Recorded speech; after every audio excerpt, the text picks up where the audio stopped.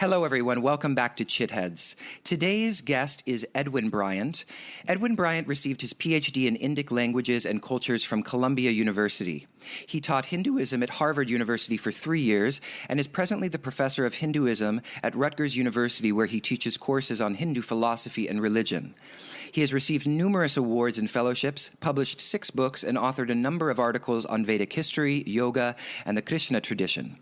In addition to his academic work for the scholarly community, Edwin's Penguin World Classics translation of the Srimad Bhagavata Purana, the traditional source for the story of Krishna's incarnation, is both for Indology specialists as well as students and those interested in Hinduism from the general reading public and the yoga community. As a personal practitioner of yoga for 35 years, a number of them spent in India studying with traditional teachers where he returns yearly, Edwin strives to combine academic scholarship and rigor with sensitivity towards traditional knowledge systems. In addition to his academic course load, Edwin currently teaches workshops on the Yoga Sutras, Bhagavad Gita, and Hindu philosophy at yoga studios and teacher training courses throughout the country. His translation of and commentary on the Yoga Sutras of Patanjali is specifically dedicated to contributing to the growing body of literature on yoga by providing insights from the major pre-modern commentaries on the text with a view to grounding the teachings in their traditional context. So with that, hello, Edwin. Thank you so much for joining us. Good morning. So before we get started and dive deep into the incredible work that you've done on yoga philosophy and the scholarship that you've written, I'd love to hear a little bit about your personal story and what kind of led you to this deep work that you've dedicated yourself to on the yoga tradition and the texts of the tradition. Well, I was sort of fascinated with India from a very young age. And I was one of those characters that hitchhiked to India back in the 70s when you could still do that, overland, and spent a number of years in India at that time, which were very formative years. And I lived in an ashram also for a number of years. And eventually I became a little disillusioned with ashram life and was looking for another way to continue my studies, deepen my studies, and academia presented itself as an option. So I happened to be in New York City at the time. So somehow or other I ended up in Columbia University, and I got my PhD in Sanskrit. And then just doors opened, and in certain ways, and I ended up teaching, so that I find myself now as a professor of Hinduism at Rutgers. Can you explain a little bit why you became disillusioned with ashram life? Well, I think a fairly standard experience. I mean, ashrams are ultimately institutions, and institutions are useful in many ways, but they're also hierarchical, and institutions require resources and manpower, and that can breed politics and greed and all of the human failings. So those sorts of reasons, I think, are fairly common with people who've had experiences in institutionalized kind of spiritual settings. Mm-hmm. And what challenges, this is actually a good way of moving into the next question, because you mentioned institution, and you moved from the institution of ashram life to the institution of academia. And I'm curious because you're not just a scholar, but you're also a practitioner. And so I'm curious about what kind of challenges you've confronted juggling this, I don't know if it's correct to say like a dual identity between being both an academic and a practitioner, especially since it seems that the culture of Western academia is not necessarily so friendly to yogic practices or spiritual practices of any sort generally. So I'm curious about kind of how that experience has panned out in your own life. Yeah, well, it's a good question. There was a lot of dissonance when I came back from India, after spending years in India in very traditional contexts. And of course, when you're studying in those sorts of contexts, the texts are sacred texts. They're considered to be revelations of sorts, whether they're coming from sages or rishis or Ishvara or whatever the genealogy of the text might present itself as being.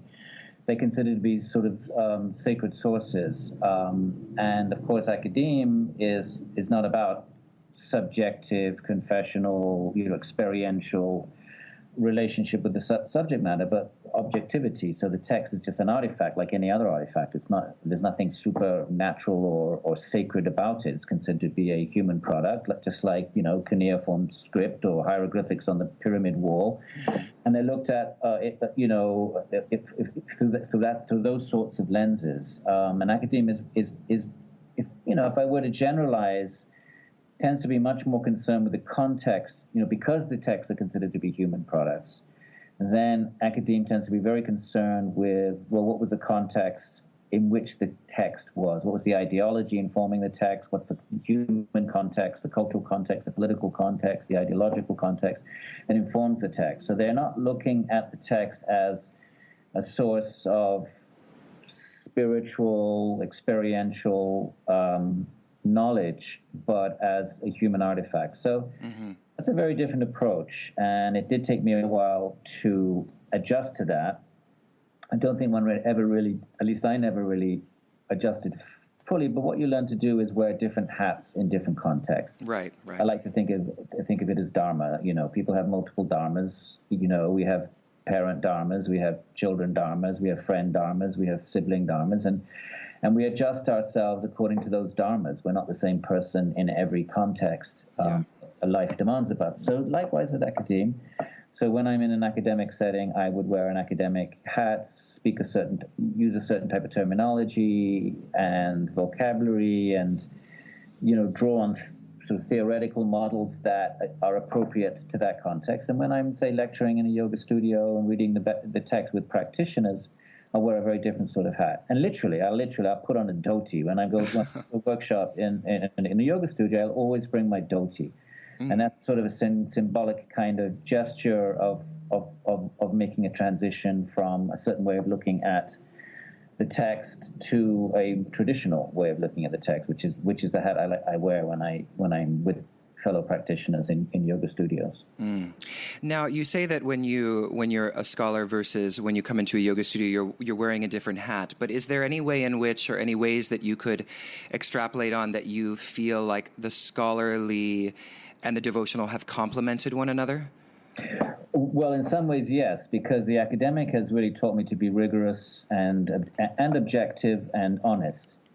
And I think in the traditions in India tend to be very sect-specific. So you tend to sort of end up in a sectarian lineage with a sort of a guru and a set of practices and a metaphysics and a theology, whether it's Kashmir Shaivism, whether it's Gaudiya Vaishnavism, whether it's Advaita Vedanta, and likewise with Buddhism. And so you end up tending to filter everything through that particular lens.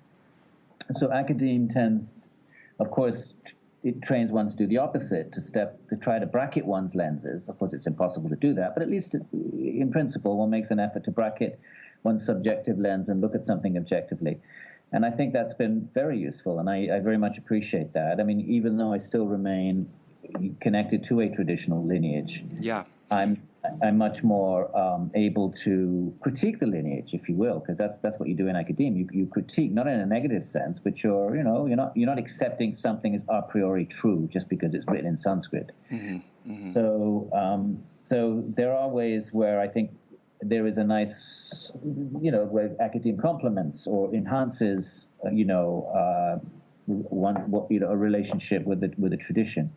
But there's other ways where there are obviously complete and utter dissonances. When we think of sacred time, notions of time or history or cosmography, obviously these are very different. The way that modern science construes these things, human history, the cosmos and so forth, and the way the sacred traditions visualize these things are very different, and those are incompatible.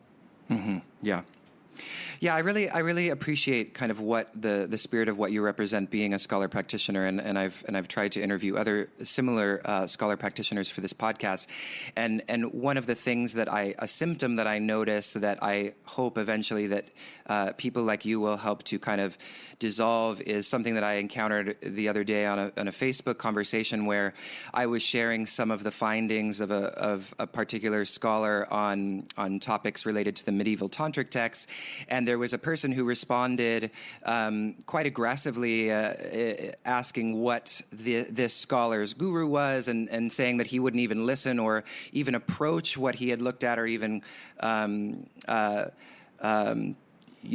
tarry with what he had seen that I had offered without first knowing who his guru was, and his guru's guru. So there was this kind of, blind faith in a certain devotional tradition. And then on the other side, you see the same thing. You see sometimes in scholarship, the guru is completely written off as being, just hocus pocus nonsense. So there's this kind of mutual denial of one another.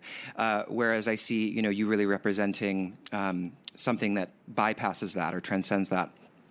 Yeah, I think I agree with everything you just said. You can be sort of fanatical, if you will, or confined to a certain lens, or a way of looking at things. And the tradition in India, there are lineages, there are sampradayas, there are paramparas, and you have a guru, and then in fact that's sometimes the first thing. In a traditional context, one of the first questions that might be asked of you is, who is your guru? And when you respond to that, of course, the person will know exactly from your guru what your lineage is, what your presuppositions are, what your theological universe is, and so forth, what your practices are. But I think it's a bit unfortunate, and that's fine, but I think it's a bit unfortunate then completely denying the authority or jurisdiction of other ways of looking at the same. I think scholars have lots of insight. They provide very interesting information about the development of texts, about the history surrounding the production of texts. I think that can be very useful. And I think it's unfortunate on both sides. You see it on both sides. You see, certainly in academia, people with complete disdain. Right. Anybody that, in fact, there are many practitioner scholars who are sort of in the closet. Mm-hmm. Yeah. There are very careful about revealing their let's say their personal relationship with the material, because for fear of being branded or labeled as confessional, subjective, sectarian, or even worse, right wing Hindu. Yeah. Yeah. Have you encountered any of that disdain personally directed at you in your own life? Well, I've never shared my. Everybody knows. Yeah. But I've never actually come out and stated it, or sort of. I guess on my website you just read as a personal practitioner of yoga, but I keep it very vague. Right. So I don't share that because I don't find it particularly useful to be sort of pigeonholed into a box. Sure, of course. So everybody knows, but it doesn't inform my scholarship, and I let my scholarship speak for itself. Yeah, yeah.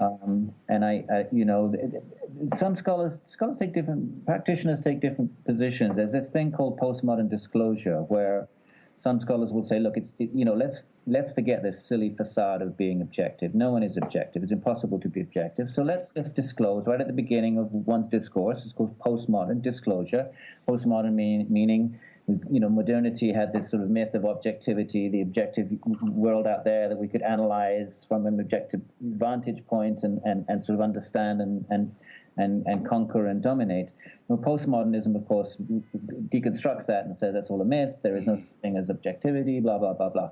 So there's this thing called postmodern disclosure, where sort of one position some academics take is, let's just be upfront and say, lay it on the table. And then, of course, we're duty-bound. Our dharma as academics is to be objective. But let's at least lay out what our recognize the myth of that and lay out what our filters are, so that it's out there.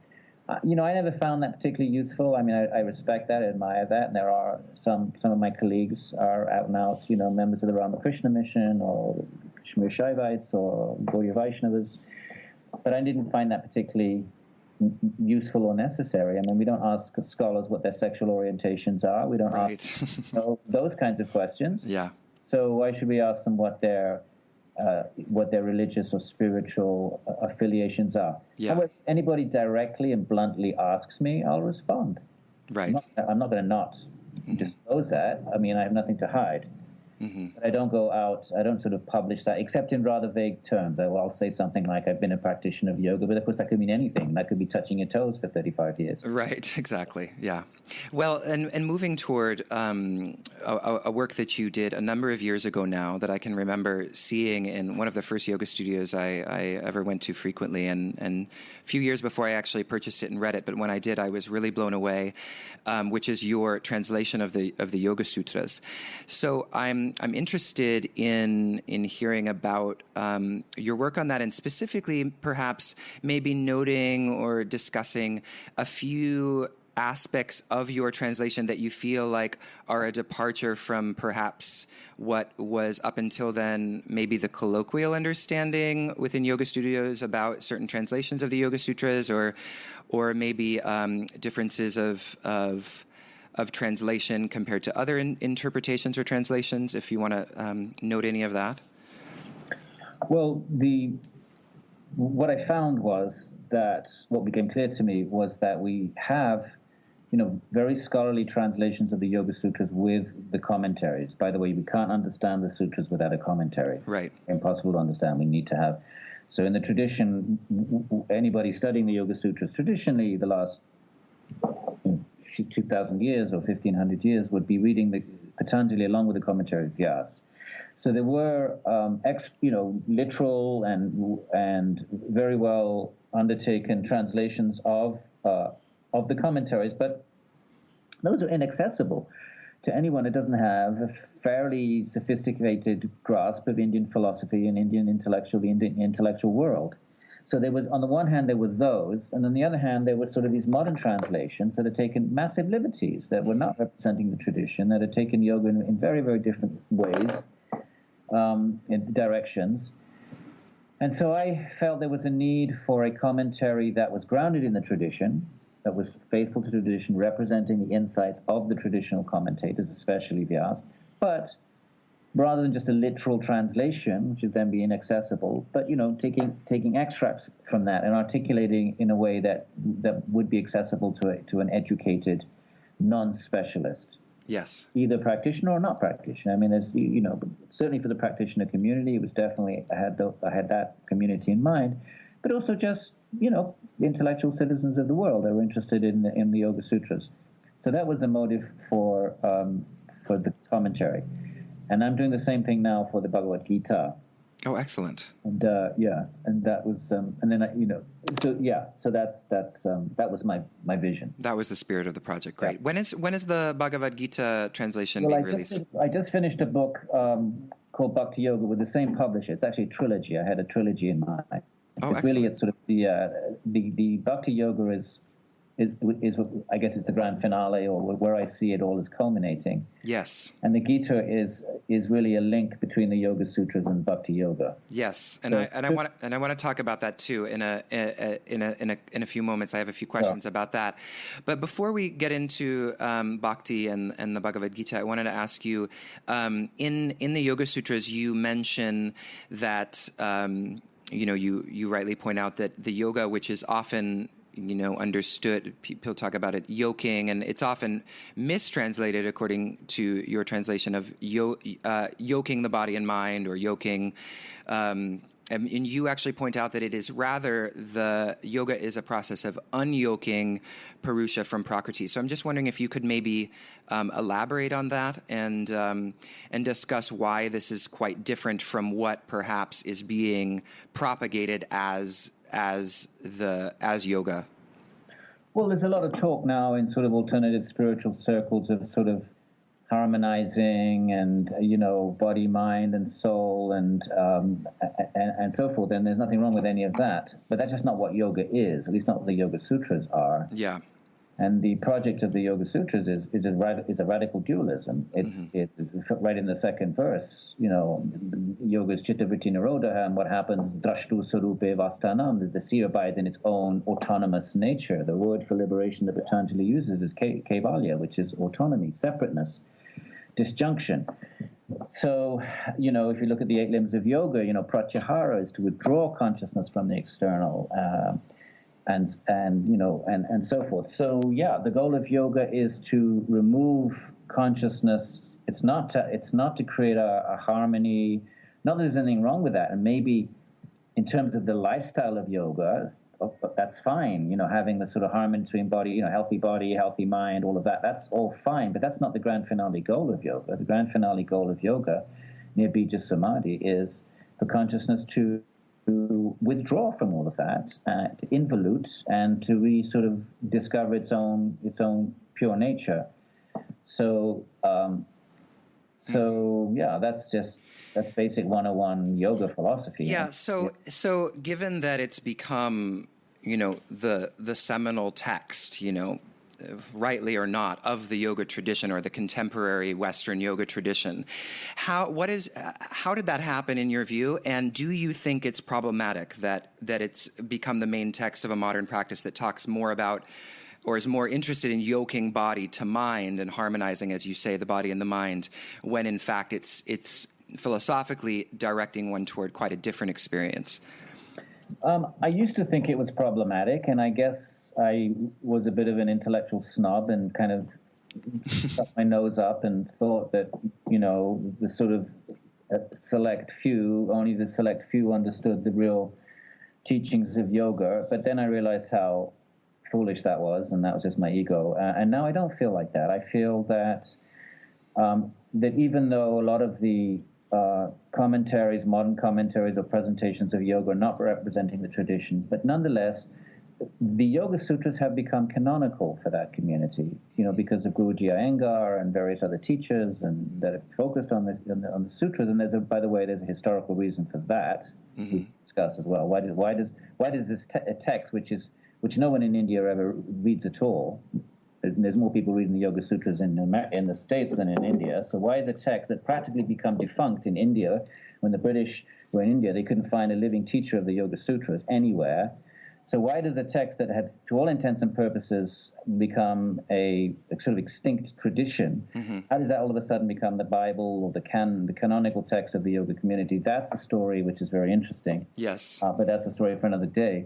But now I think, to answer your question, I'm what I find, and I do a lot of workshops with asana-based, body-mind, holistic kind of attitudes toward yoga. I find more and more people are realizing, it's more awareness. I mean, these gurus came 50 years ago, and so people are reading more, and there's more awareness. There's a lot more to yoga than asana and just body-mind holism. And so I'm finding there's an increasing openness and curiosity about the sutras, and the fact that we have the sutras, they've become fossilized now. That's what a sutra is. There are various sutra traditions in ancient India, and they were meant precisely to preserve technical information so that they would survive the ravages of time and place and context. So we have these sutras, and what that means is then there's going to be people like me who are going to go around, and call us Puritans or whatever you want, who are going to say, well, this is really what it means. Mm-hmm. And if even only 5% of the yoga community show interest to that, that's still a huge body of people. Mm-hmm. And I'm finding that number of people who are actually becoming more interested in what the traditional commentaries on the sutras have to say, I'm finding that's growing enormously. So then how does someone because for me personally, I actually was totally moved by your text and was ready to kind of write it off. So how does someone like me, who is a modern practitioner, who does see this kind of radical dualism embedded in the text, how is someone like myself able to still gain benefit from the text without feeling like, it's not an aspect of what I'm practicing, or it doesn't make sense to integrate with my practice? Should I be seeking other texts, or should I be, is there a way to be open to a text even while you know the original intent? Well, I like to think of it this way, and I always say this. I think the Yoga Sutras is what most of us are in the world, and we are working in the world. So I think in terms of yoga in life, as opposed to the forest, I see the Yoga Sutras as a forest text. It's coming out of the Upanishadic tradition, Upanishads, which are forest books. Mm-hmm. I think of the Bhagavad Gita really tells us how to live in the world. Yes. perform our duties, have families if we have families and so forth. So I think of it this way. I think the Yoga Sutras is what we do from 5 in the morning till 6:30, our meditative practice. And I think to really kind of, I think, legitimately kind of, this is just me, but legitimately kind of consider oneself a yogi or a spiritual practitioner, I think one has to have some kind of a meditative practice that one does in the morning before the day starts. Seems to me that's kind of like the minimum. So Patanjali, helps us there, and that meditative practice involves harnessing the mind, focusing in on our mantras or whatever our objective of meditation is. So I think of the yoga, at least in my life, the Yoga Sutra informs what I do from 5 till, let's say, 6:30 or 7, and the Bhagavad Gita then informs what I do 9 to 5, so to speak, meaning the rest of the day. My life in the world and interacting with others, and how to fix the mind on Ishvara, and how to try to renounce attachment to the fruits of one's work, and all of those sort of basic teachings of the Gita. So I do think the Yoga Sutras has a place for anyone that likes to think that they have a meditation practice, at least in the Hindu tradition. We're not talking about mindfulness in the Buddhist tradition. That's a very different type of practice. Okay, that's really interesting. I really like what you said, because I feel like it echoes actually a little bit what you said about wearing hats, and it almost like what I hear you saying is that there are different hats that we can wear in our practice, and at a certain time of the day, I'm wearing the hat of the Yoga Sutras, and at in that particular section of time in my life, I am operating within the metaphysics of the sutras, and then I move on to an alternative metaphysics. I kind of like this idea of being moved into different metaphysics throughout the day. Yes. Could I just say that I wouldn't necessarily think of it so much as metaphysics as mental cultivations. The metaphysical universe remains the same. Right. The Prakriti, Purusha, Ishvara kind of, that's metaphysics. Like the ultimate ingredients of reality remain the same, but it's more a mental cultivation. Yes. What we do with the mind. So what we do with the mind is different when we're practicing Patanjali in yoga, and what we do with the mind then is different when we're practicing the Karma Yoga and Bhakti Yoga of the Gita. Yes. Okay, so now I want to ask you about Ishvara, which you mentioned, and my question about this actually comes from, I was inspired by several discussions / arguments that I've had with people, and Ishvara, in your work, you and correct me if I'm wrong, it's been a while since I read it, but I believe that you make the argument that it's a theistic conception based on the history and the context. But there's a lot of translations of the Yoga Sutras that I've found that are very hesitant to describe the Ishvara function as theistic, and I've seen words like archetypes, archetypal yogi, stuff like this, and I'm wondering if that hesitation comes from a desire or an agenda to see the Yoga Sutras as non-theistic, or to see them as basically being capable of being adopted by someone who doesn't believe in God. I think you just hit it right on the head there. Perfect. Anyone that knows the history of the word Ishvara in the 3rd century has to accept that the term primarily means it's God with a big G. It means Vishnu, and it means Krishna. That's Ishvara. Right, more specific, that's actually what it means. It's not just God in some sort of vague, abstract way, but it specifically would, Patanjali was in all likelihood, a Vaishnava, Shaivite, or a Krishnite. And I think there's resistance, not just this resistance to accepting the word Ishvara, as what it actually means, and what to speak of, taking the next step, which is, that concept in India at that time, I meant Vishnu, Shiva, and even more resistance to that. That doesn't even enter the conversation.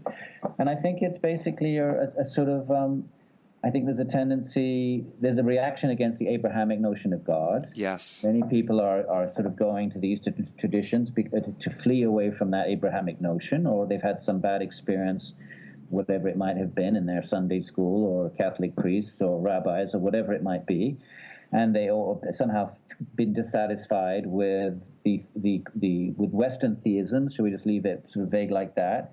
And have turned east, in the hope of ditching that sort of big man in the sky notion. And therefore, when they find the term Ishvara in the Yoga Sutras than try to sort of wriggle out of it, wriggle their way around it or out of it, and try to sort of come up with these silly ideas of, archetypal yogi, which has got nothing to do with Indian philosophy at all.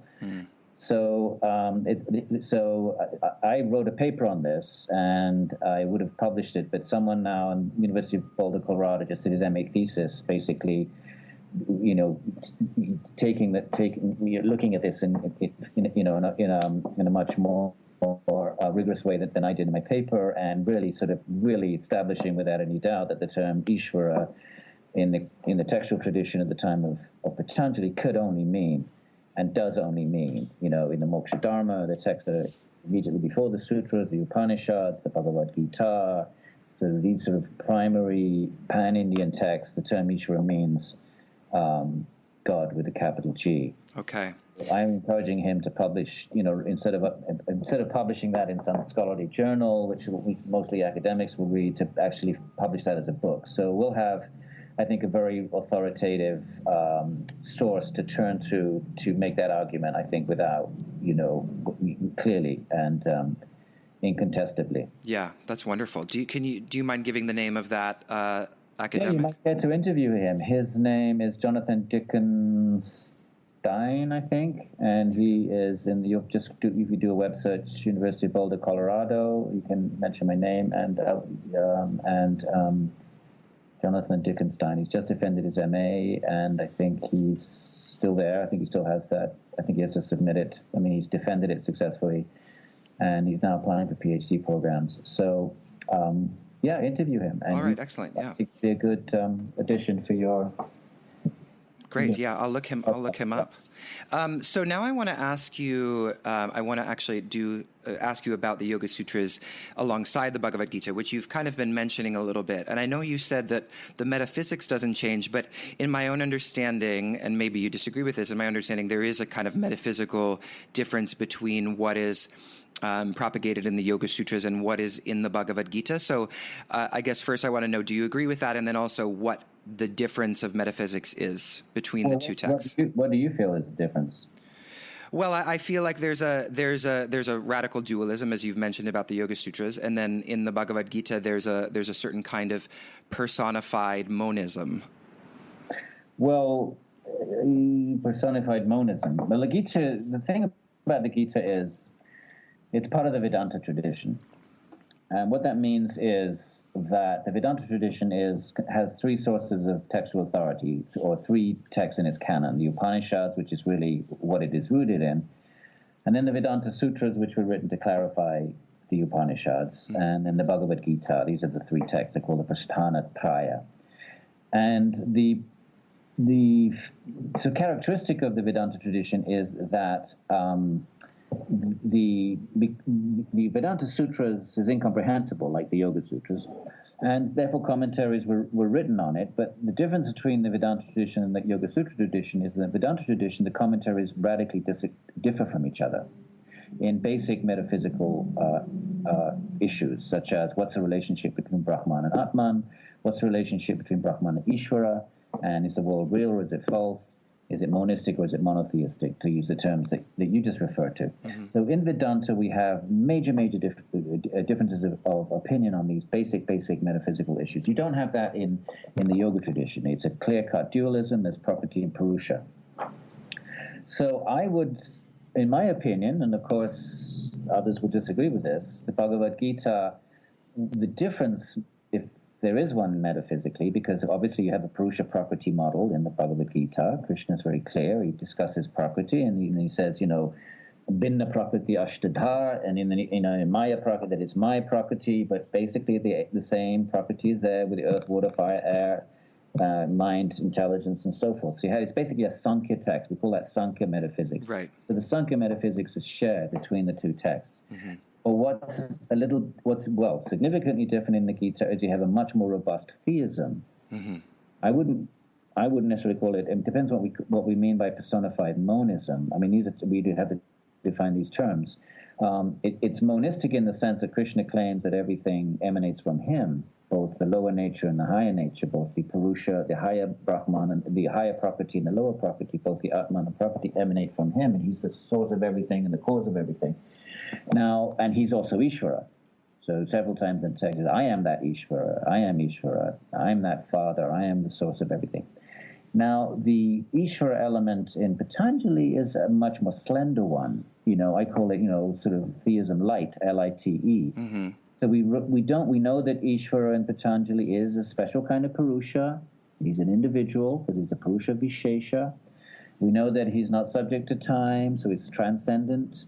We know that he's a guru and he teaches the ancients, which of course Krishna. Everything that Patanjali says about Ishvara, by the way, is echoed in the Gita, and it's also echoed in the Shvetashvatara Upanishad, which is sacred to Shiva. So, but we don't know from Patanjali what's the relationship between Ishvara and the, for example, liberated Atman. Mm-hmm. So certain questions he doesn't go. He tells us what his project is in the second verse, Hatha Yoga Anushasanam. It's not a text about bhakti. It's not a text about Ishvara.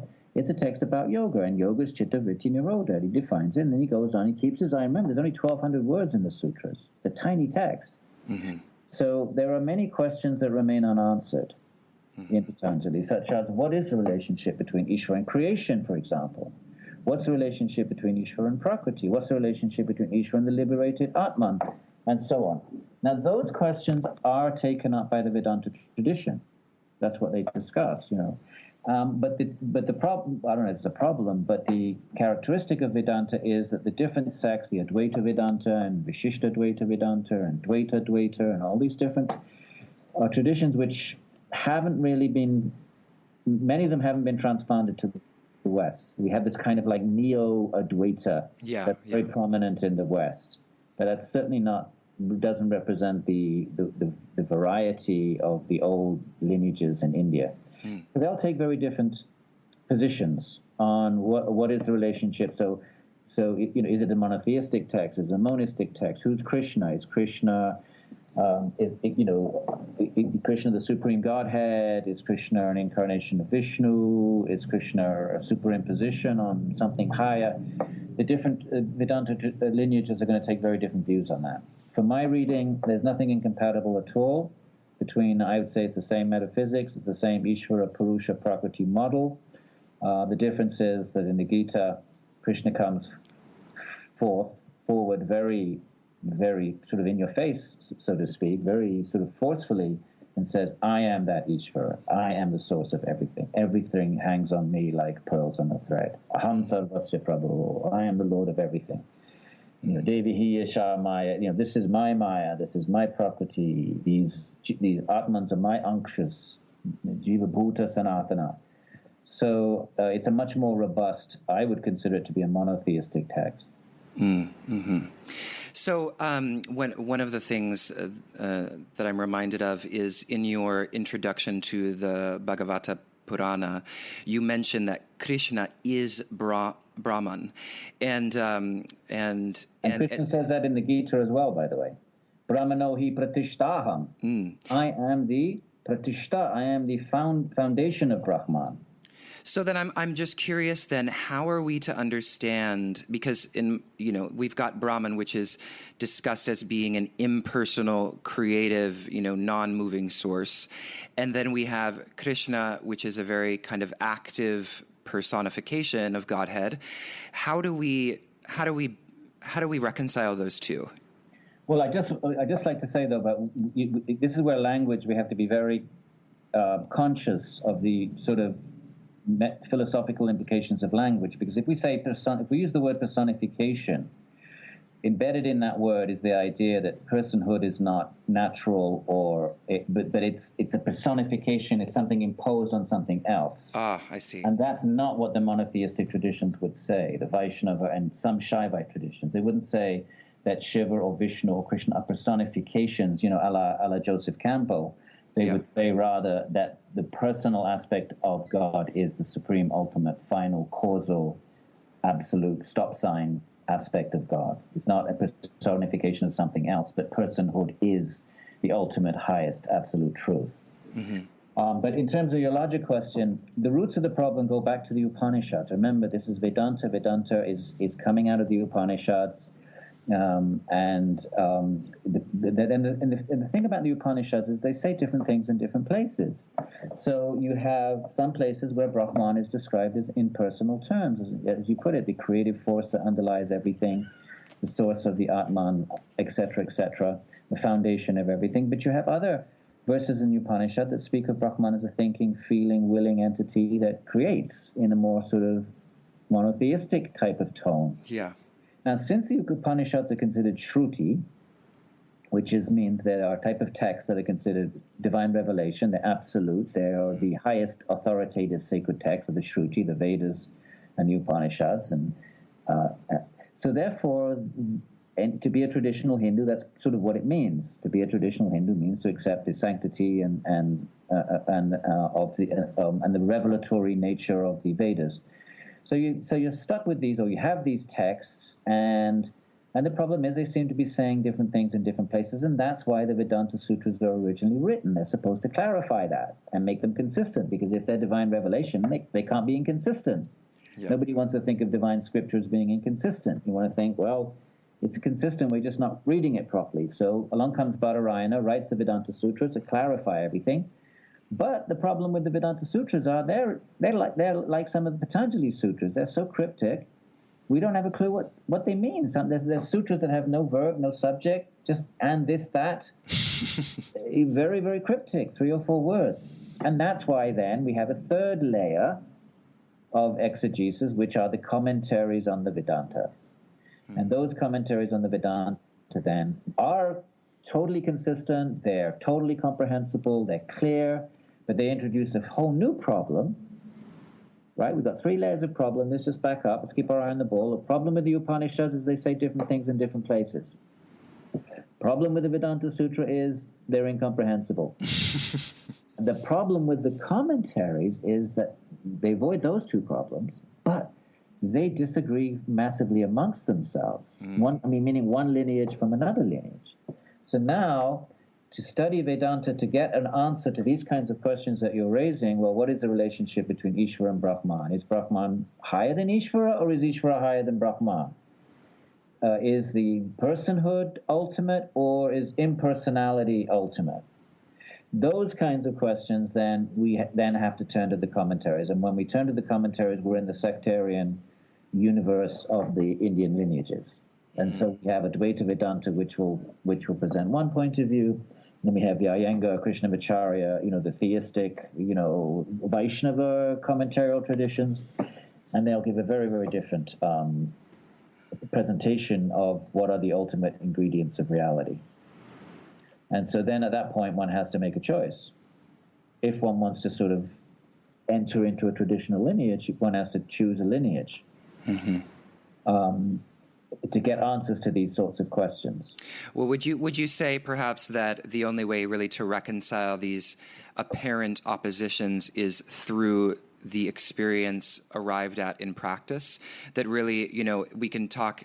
There will embedded in the very process of discourse is going to be we're going to encounter dualisms that can't be transcended until we actually enter the practice themselves, or try to live out these teachings in a way that's going to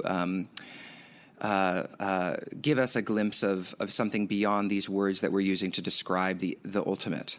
Yes, well, just 2 things, if I may. And one is, again, if we say transcending dualism, we're assuming that dualism is a negative thing. Yeah. And that's a very neo-Advaita kind of discourse.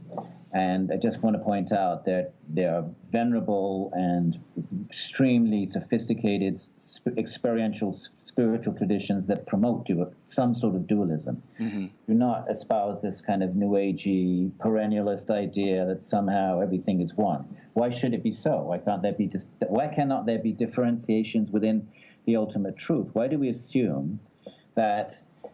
Our assumption seems to go something like this. This world is a world of imperfection and and therefore the truth that lies beyond it must be beyond all of these world of imperfections and dualisms, and therefore somehow the absolute must be non-dual, and everybody must be somehow tapping in when they get experientially when meditators go into their mystical states, they must be tapping into the same kind of absolute truth. And then when they come out of that, they reconnect to their mind and senses and their languages and their cultural systems, and it comes out differently, and they articulate it differently because of the clumsiness of language and the imposition of thought. But actually, beyond that, the experience they're really tapping into is the same. Okay, that's what we might call a perennialist position or a monist position. But why? What if we were to challenge that? And what if we were to say, what if the absolute truth itself is, like the Jains would say, like a multifaceted diamond itself? Why should we just imagine this homogeneous, one-size-fits-all, transcendent entity or experience? What if there are both personal and impersonal absolute experiences? And what if some lineages are going to take you and to an impersonal kind of transcendent experience where one is absorbed in pure consciousness, the Satchidananda, the eternity, blissful, pure state of consciousness? But what if other traditions take you, they might say, beyond that? But let's avoid the language of hierarchy, because then that becomes sectarian. Yeah. But let's say, what if other traditions take you to a place of interaction with the divine, playful, personal being? And what if they're all true? Instead of trying to force them into this monistic mold and sort of say, well, underneath all the clutter of language and underneath all the clutter of mythology, which is a very kind of New Agey, Aldous Huxley, perennialist, Joseph Campbell sort of thing to do, then underneath all of that, there is this one constant experience. Why should it be so? Why can't, underneath all of that, that's fair enough, let's go beyond the clutter of language and mind and conceptualization and intellectuality, but why can't the transcendent realm itself be variegated and contain eternal, real, both personal and impersonal, just to use two possibilities, experiences? If we allow that, then we allow the traditions, we can allow the truth claims of the traditions on their own terms, instead of trying to force them through our, kind of politically correct, new agey, it's all one, let's all be happy. Right, so you're challenging, this is putting it in a simple way, but it seems like you're challenging the kind of old adage that many paths, one truth. Yes. Okay. And I'm just saying, let us at least be open to the possibility that truth itself is multiple. Not truth as filtered through our conceptual apparatus, but the truth itself in its own right, in its own standing, in its own essence. That truth itself could be multifaceted. It could have personal and impersonal. There could be a personal God as well as an impersonal experience of one's own inner self. And one doesn't have to deny the other. They can both be true. And therefore, we need to pay attention to the path.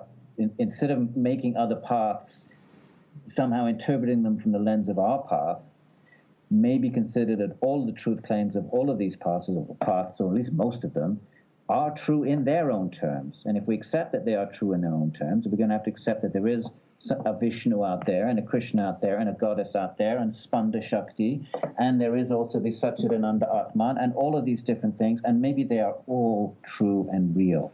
And these different paths do lead to where they claim to be leading, not where we want them to lead in some kind of monistic oneness, just because it's convenient and helps us sort of bring everything into harmony. But they lead where they claim to be leading.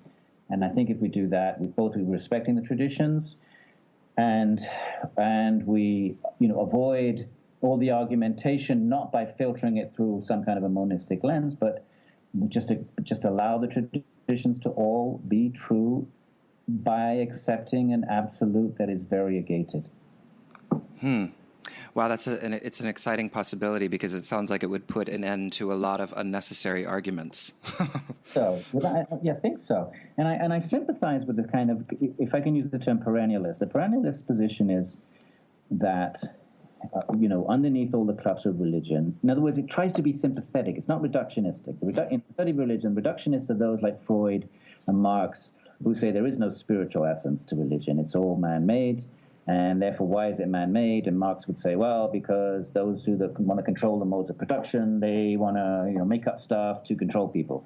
And Freud would say, oh, well, it's really just your deep subconscious, project, whatever they might, but they're reducing it to some human understandable thing. The perennialists are not doing that. They're trying to be sympathetic to religion. They want to accept that there is something that is supernatural or non-reducible, that it has its own essence, that it's something, But then, in order to do that, many perennialists, many theosophists, and there's so many different shades of perennialism.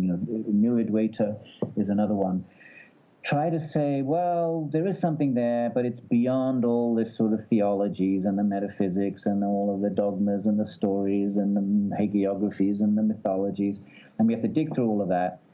So in a sense, they're also straitjacketing. They're also sort of imposing an agenda, if you will, on the traditions. But if we, allow the traditions to tell their own story and make their own truth claims, and leave open the possibility that they all are tapping into something, and then the question is, well, how do you account for the fact that their goals are all different? They're promoting different understandings of the absolute. Well, what if we say that the absolute, has all of these aspects and facets, and then many of the traditions are tapping into one of those or some of those. I think to do that, to take a view like that, we are violating these traditions less. Mm-hmm. Violation and imposition on a tradition. But how do we respond to the truth claims about that are contingent to particular traditions? I'm thinking of certain interpretations of Christianity that are tending to breed, at least in this contemporary moment, forms of hate that we would perhaps not wish to see. How can we still respect the variegated nature of the absolute while still responding effectively to forces that would perhaps want to smite out, particular peoples or particular minorities? Sure, I think it's a really, really good question. In a sense, that just sort of goes against everything I just said. But and that's fair enough. I think that's fair enough. I think what I was mostly speaking about was like the ultimate ontological goals of the God, soul, those big questions. But then coming down to human culture and interaction with others, and then at that point, I think we have to make choices, and clearly we do make choices, and we oppose certain things that are done in the name of religion. Yes, at that point, human judgment comes into it. Yeah. So it's not, there are so many shades of gray. I'm not trying to suggest any kind of simplistic black and white model.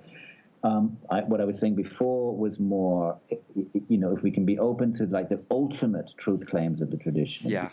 But when it comes to issues like, is there a God? Is Vishnu God? Is Christ the Son of God? Is there an Atman which can be infinite and omnipresent, and is there an experience of infinity and stuff? Those ultimate, like the final stop sign of the religions, like what's the highest ultimate truth? I think if we accept those, or leave the door open that more than one of those can be true simultaneously. I think that's where I was going. Yes, I see what you mean. Yeah. Okay. Now I want to ask you about a little bit about the Bhagavata Purana, which was one of your works, your translations, the 10th book, because I wanted to talk a little bit about Leela, and in the text, in the introduction, you mention how entrance into the Leela is the highest goal for the bhakta in one of the traditions, at least. So I'm wondering what it means to have a practice that is entering into the Leela, for those that are not familiar with this path, and how does this differ from a goal of practice similar to the Yoga Sutras? The goal of the Yoga Sutras is to realize one's own Atman. Drashtahu sva rupe vasthanam. That consciousness abides in its own nature, kevalya, autonomous.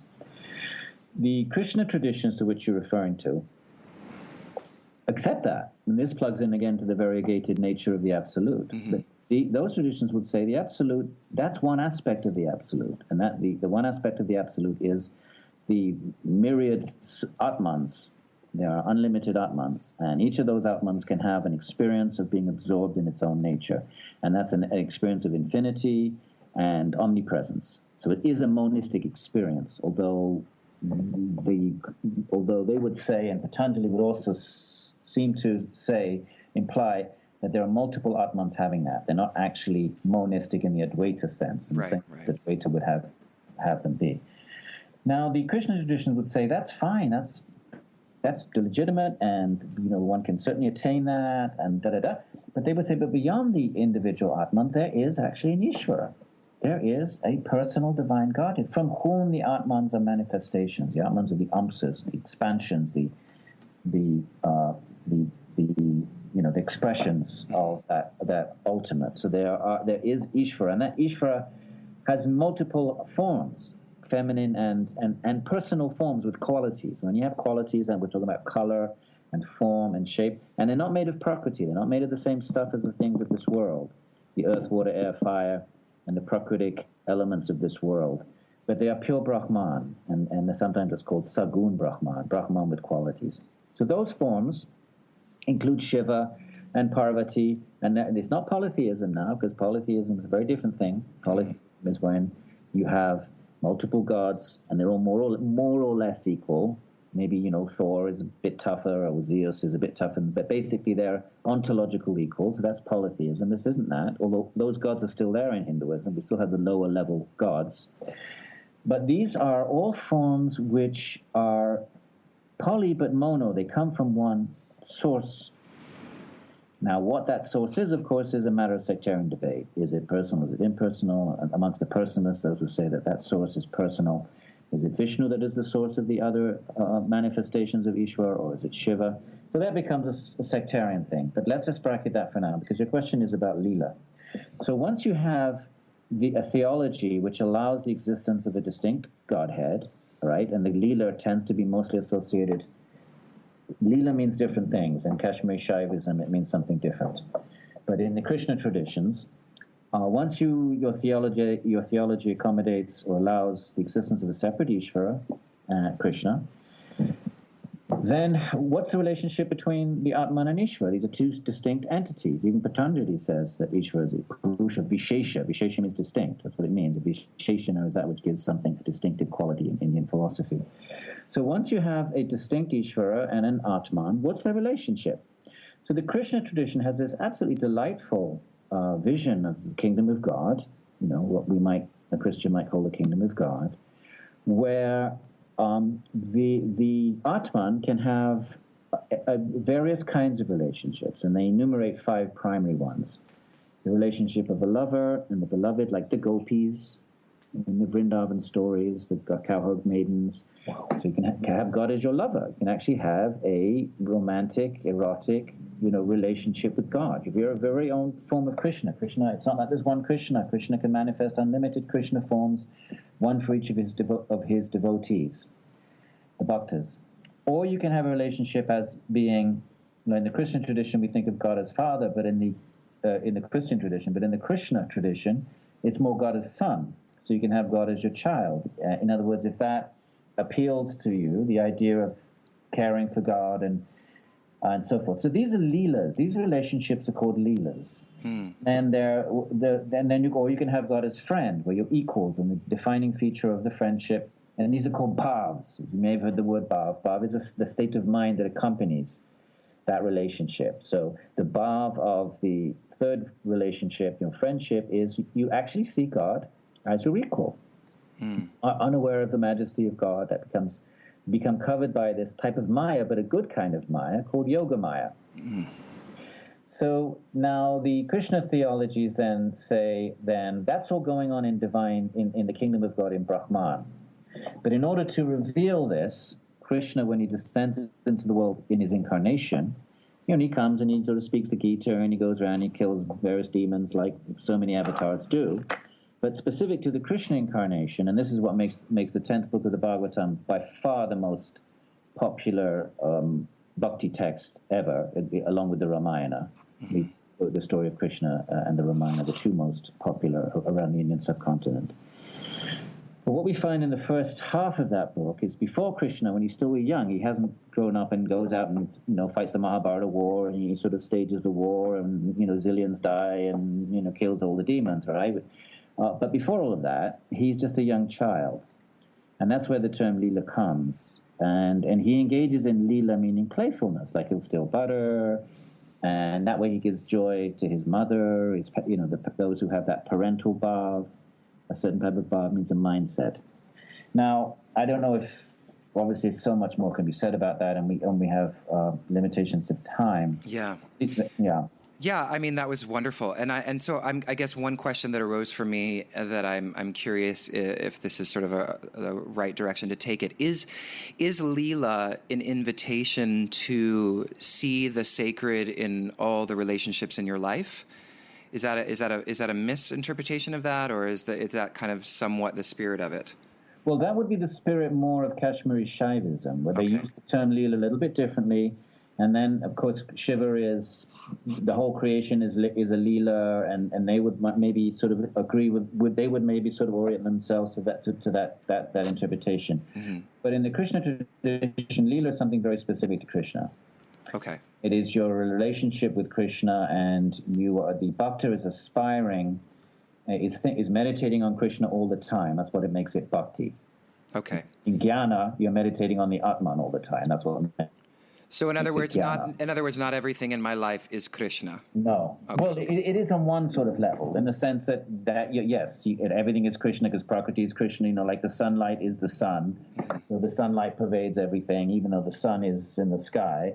So God pervades everything, even though God is also transcendent. So God is immanent in everything. Sure. But when Krishna Bhaktas use the term Leela, they're using it very specifically to what they aspire for, which is an eternal, specific kind of relationship with God for all eternity, post-mortem. I see. If they can, if they're able to arrive at that in this life, if their practice, qualifies them in this life, if their mind is completely and utterly absorbed in devotion 100%, if they manage that in this life. If not, it may take 2 or 3 or 10 lives. But the ultimate goal is for the mind to be so utterly absorbed in thoughts of God. And once it starts to become completely absorbed in thoughts of God, the mind starts to orient itself towards God in a particular manifestation. So some think of Krishna as their lover, and they love to read the stories of Krishna with the gopis. That's their favorite part of the 10th book, and they read it again and again and again and again, just like a mother might look at a baby photo again and again and again. And some think of Krishna as a child, and they like to read those other sections of the same book where there's more focus on Krishna before he went with the gopis, when he was younger and toddling about and tripping up and falling over and stealing butter and being mischievous and getting in trouble and pulling the tails of the calves and delighting all of the residents. So that's their meditation. And some like to think of Krishna, my own sort of particular bhav, if you will. It tends to be more, thinking of Krishna as a young friend, more sort of playful and wrestling and going out in the forest. So the Krishna Bhaktas will think of that as Leela. So Leela technically is a particular episode. So it's like a particular scene in a play. So, for example, when Krishna steals butter and feeds it to that monkey, that's a Leela, and it has a name, Makhan Chor Leela, the stealing of the butter, Leela. And then in another episode, Krishna, bewilders the great Brahma, and that's a different sort of little scene, and that's called Brahma Vimohana Leela. So Leela, it would be used for a particular, typically in the Krishna traditions, unlike Kashmir Shaivism, the term in the Krishna traditions is a particular episode. And where do these episodes come from? How do we know about them? We know about them from the 10th book of the Bhagavad Purana, especially the first 30 chapters, the Braja Leela. And each of those chapters, more or less, is a Leela. Actually, you can think of it that way as well, more or less. So sometimes there's a couple of Leelas in a chapter. But a lot of the chapters are sort of divided into a particular thing that Krishna did, a particular episode, a particular event that happened, and each of those is a Leela. And the Bhakta sees those as kind of like window into the spiritual world, kind of like a little glimpse into what are the eternal relationships with Ishvara in the post-mortem liberated state. And so the Bhakta doesn't want to be absorbed in his own Atman, doesn't want to be just infinite, omnipresent, pure consciousness. He's not interested in that, except it doesn't reject it or deny its reality, but he's not interested in that, but wants to have an eternal relationship with Krishna. And so Leela the Bhakta wants to engage in eternal Leelas. I see. With whatever beloved form, whatever form of Krishna is attractive to the Bhakta. Resonates. Okay. That's interesting. Thank you so much for unwrapping that or unpacking that. So we're approaching the end of our time. I have one more question that sort of came to me, and I really want to ask you because it's one of those provocative questions that I personally just feel like I generally don't get a very satisfactory answer to. So I'm hoping that you can maybe clear it up. I'm wondering about the Bhagavad Gita, and I'm sure you hear this all the time, and like any teacher of the Bhagavad Gita, how does one grapple with who is perhaps not inclined towards a militaristic understanding, or who wants to be, who is perhaps a pacifist in their inclinations? How does someone grapple with the seeming injunction to enter war as one's dharma, or to kill one's brethren, as somebody who I recently spoke to put it? How does somebody grapple with that? Because that seems to be a stopping point for a lot of people. Like they just cannot get past it. Well, I think one thing we probably might not want to do, and that's try to make the text say what it's not saying. Right. And that, I think, maybe people don't orient themselves around that text or disapprove of the text. That's fine, but at least have an honest relationship with the text and not make the text say something else. And there is this idea which comes from the Theosophists that, well, it's not really a battlefield. It's an allegory, and the fight is really between the five Pandavas or the five senses, and Krishna is intelligence, and Arjuna is blah blah blah. That is a modern Western construct that comes out of the Theosophists, and and Gandhi was exposed to that. He first read his first Gita, I think, in South Africa, an English version of it, and I know he was influenced by Theosophy, and because of course nonviolence was so important to him, then he adopted that metaphoric interpretation, and then that's fine. I'm not sort of judging that, but what I am saying is it's a modern Western interpretation. It's got nothing with how the text has been interpreted for the 2,000 years prior to that. It is the Mahabharata. It is a war. No one ever suggested it wasn't prior to, as I say, modernity. But the way it's understood is this: that the Gita is, whether in the form of karma yoga or in the form of bhakti yoga, it's unlike Patanjali, which is not interested. Patanjali is not interested in dharma at all. No mention of dharma. Very little mention of action in the world. There's a couple of verses, Maitri Karuna, which of course everybody jumps all over. But really, Patanjali is radical, renunciation. It's as radical removal from the world as is possible, because you're even ceasing thought itself. What would Descartes say about that?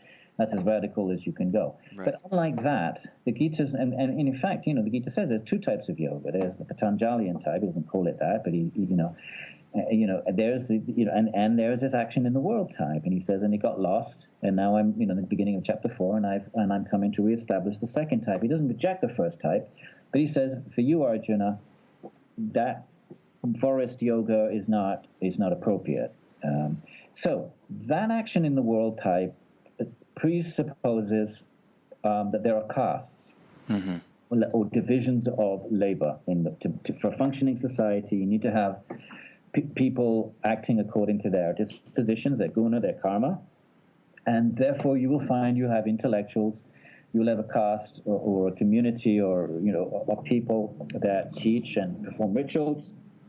You have an administrative Kshatriya warrior caste that protect the citizens and do play the roles of the police and the army and the administrators. And you have a merchant caste, and then you have those who work for others, the Sutras, the labor force. Now, Arjuna is a Kshatriya, is a warrior. In fact, a lot of these texts are actually delivered to warriors. The Puranas are really kind of the whole Puranic genre, and the Mahabharata and the Ramayana. They're really texts, really the interactions between Brahmins and warriors, but they're very warrior-centered. So then there are those who are called upon to perform managerial and martial functions in society, right? There has to be, I think, most people, even those who promote nonviolence, would have to, I would think, there's some notion there has to be law and order, has to somehow be preserved, and there has to be a community of people that, in the ideal world, and forget about the abuse, but in the ideal world, people have to be defended from from aggression. Mm-hmm. There are, I think, most societies, most civilizations known to man, including the Indian ones, certainly, had a community of warrior specialists. Now, in the ideal world, of course, they are only allowed to engage in violence under certain contexts, just like we have our Geneva Conventions and we have our modern codes and laws as to when violence or warfare is legitimate and necessary. So ancient India had that too. So therefore, from the perspective of those conditions, it was a righteous war. The Mahabharata, although we might not think so by our modern standards, it was a righteous war, and of course it's taking place not in cities, no citizens are getting killed, no children and women are getting killed. These are warriors, professional warriors, fighting against other warriors. So in that context, then, that's the battlefield, and Krishna, I suppose, could have delivered his teaching to a merchant or to an artisan or to a Brahmin. Most of the teachings are Brahmins. The Upanishads are Brahmins. They're discussions amongst Brahmins. But this particular text, I think, Krishna is kind of addressing to the whole world, not just to the Brahmana caste. Patanjali and his, is radical ascetic, and the Upanishads of Brahmin. But this is a text for everyone in the world, and the teachings are how do you, do your duty, but don't be attached to the fruits. And number one, that's karma yoga. Number two, do your duty, do it as an offering to me. That's bhakti. But the point is, since he's delivering it to Arjuna, Arjuna's duty is to fight. It just happens. And so that's how the Gita pitches itself. So the principle of nonviolence was really a projection onto the Bhagavad Gita in an allegorical way that's not true to the original intention behind the text, which I correct me if I heard wrong, but which is embedded in a caste cultural understanding. Yes. In other words, when we talk about authorial intention, that's obviously problematic because we can never, recapture the mind of the author. Right. What we can say is that the tradition that comes from the Bhagavad Gita, all the commentaries over the centuries, tons and tons of commentaries, many more than the Yoga Sutras. Yes, they've all taken it as a real battlefield, not metaphoric, not allegoric. That's a projection coming from the Theosophists. That's Madame Blavatsky. She was a Russian, and she started a Theosophical Society. And I think they were the first to really, not just on the Gita, but on all religions, they considered all of the surface-level narrative to be mythological. Remember the perennialists I was talking about before? You've got to get beyond that to get to the sort of core. So she would be in that sort of category. So yes, it is a text that is promoting caste, in the sense of doing one's duty in the world. Yeah. And now the big debate is, should the teachings of the Gita be understood? This is a separate issue. Should that caste be birthright, or should it be according to your guna and karma, your qualifications? That's an ongoing debate, which we don't have time to discuss now. So caste doesn't necessarily mean birthright, that you're born in a caste and you're stuck in that caste for better or worse. There's a debate as to whether the older texts are promoting that, including the Gita. So it's safe on some level, yes. Okay, so it's safe to say then that perhaps a liberal practitioner who wants to find support for a kind of non-violent, anti-war pacifist sentiment is not going to be able to find that if they're looking into the original, what the text is actually saying of the Bhagavad Gita. Yeah, the text is going to be saying that sometimes there's an appropriate use for violence. Yeah, right. Which is how does one... Is what you're saying when you mention the Yoga Sutras, which of course includes the principle of ahimsa in it, is that because that particular caste of renunciates, this is an appropriate practice and therefore not necessarily an appropriate practice for a particular moment when one needs to act? Okay. Yes, in other words, there's different contexts. And if you want to do Patanjalian yoga, then you kind of... I would think the people that were following Patanjali would have renounced the entire social caste system, whether they were whatever they were. Right. They were giving themselves to full-time meditation.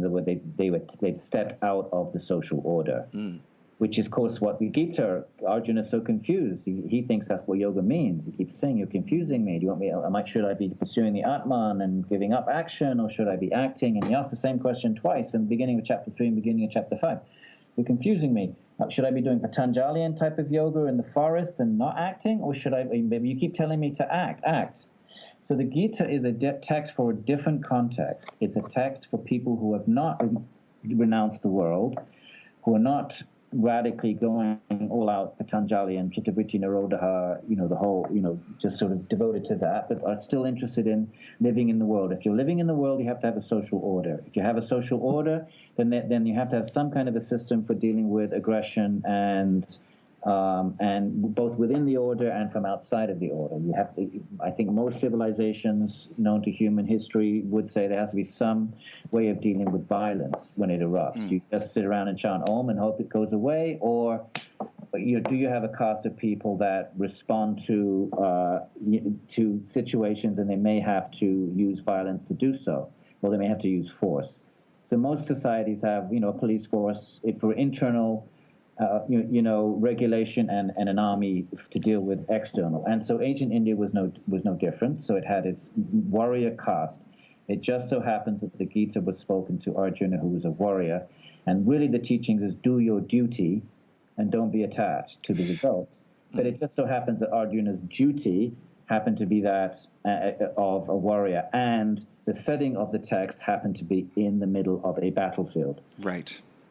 So, yeah. Interesting. So the difference then, one of the differences that the yoga of the Bhagavad Gita is to practice yoga in householder life, in a non-renunciant life, it is sometimes necessary to use force, to use violence, and that is still practicing the yoga. Yeah.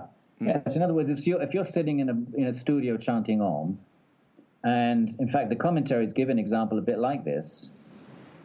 But let me just give you a modern example. If you're sitting there as a pacifist, anti-war, you're spiritualist, and you arrange a nice Om chanting session, and then someone comes into the studio with a gun, and you have the opportunity to disarm that person, or possibly even shoot that person, or at least, it sort of exert some aggression against the person to stop that person, and you don't, in the name of, ahimsa, and that person then 50 people. So what is the larger act of ahimsa then, in that context? Yeah.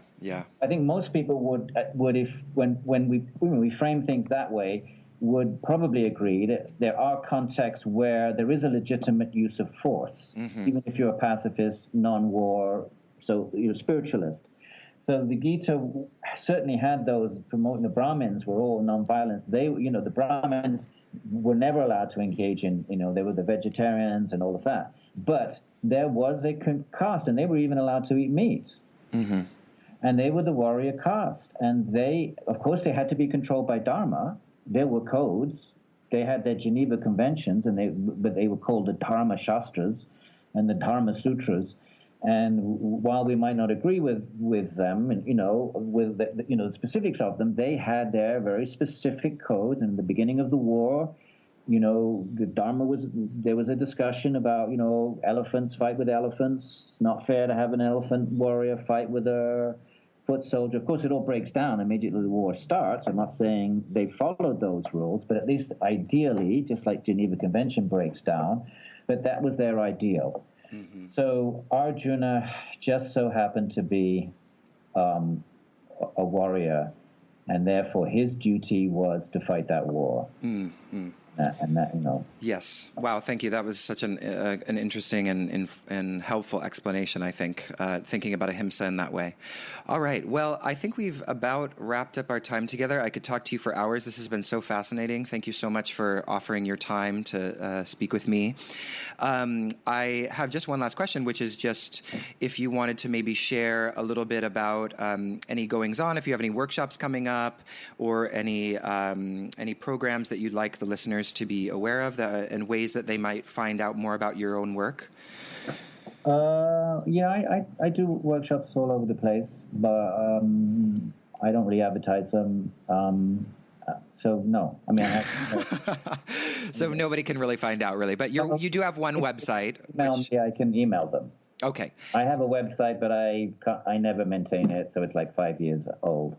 Oh, you haven't updated it in 5 years? Not updated it in 5 years, so. Oh, okay. Or maybe 3 years. Well, if somebody wants to get a hold of you and find out about workshops in their area, is there a place that they can go? Is there an email you want to offer, or should they go to your website? Just go on, Ed Bryant. I have a website, edbryant.org, even though it's not updated. edbryant.org. Okay, and then the listeners can find ways to contact you there. Great. Yes. And people are welcome to sit in on our classes at Rutgers if they have a passing through. Excellent. I hope to do that someday, actually. Okay. All right. Thank you so much, Edwin. It's been such a pleasure. Hope you have a wonderful rest of your day, and hope to speak with you soon. Thank you. Bye-bye. Bye-bye. Well, everybody, that was our interview with Professor Edwin Bryant. I hope you enjoyed it. If you are interested in emailing Edwin about any upcoming workshops in your area, go to edwinbryant.org to find his contact information. Again, that's edwinbryant.org. I believe he said Ed Bryant there at the end, so it's actually his full name, edwinbryant.org. And again, if you're interested in learning more from Edwin on the Yoga Sutras and the Bhagavad Gita, be sure not to miss our conference in April. And you can receive more details about the conference by texting Embody to 44222 and by going to our website at embodiedphilosophy.com. Until next time, friends, bye-bye.